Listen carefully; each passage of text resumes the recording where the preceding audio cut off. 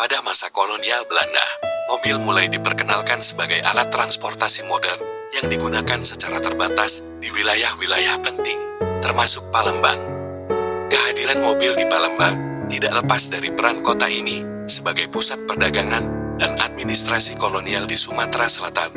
Mobil pada masa itu bukanlah alat transportasi yang bisa diakses oleh masyarakat umum, melainkan simbol status sosial dan kekuasaan yang hanya digunakan oleh kalangan elit kolonial, pejabat pemerintahan, dan saudagar kaya. Fungsi utama mobil di masa kolonial lebih mengarah kepada kepentingan administratif dan pengawasan wilayah.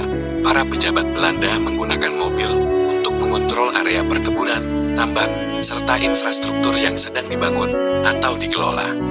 Mobil juga digunakan untuk menghubungkan pusat kota dengan pelabuhan, serta kawasan strategis lain, demi memperlancar arus logistik kolonial.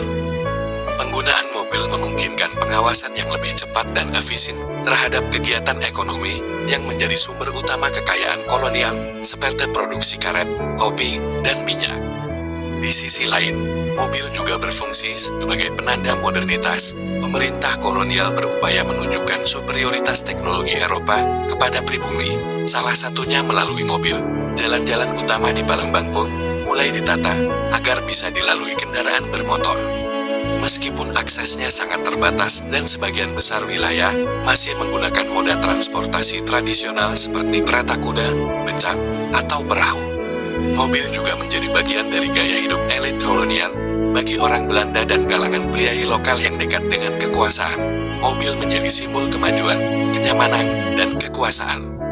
Pemandangan iring-iringan mobil milik pejabat yang melintasi kawasan Ilir dan Ulu menjadi hal yang mencolok di tengah kehidupan masyarakat lokal yang masih sederhana dan bergantung pada transportasi air. Namun, penggunaan mobil juga memperlebar jurang sosial antara penguasa dan rakyat.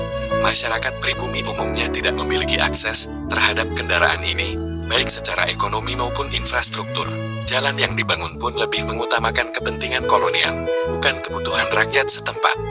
Dengan demikian, mobil bukan hanya alat transportasi, melainkan juga simbol ketimpangan sosial dan bentuk dominasi kekuasaan kolonial atas kehidupan masyarakat Palembang kala itu. Salam jelajah sejarah.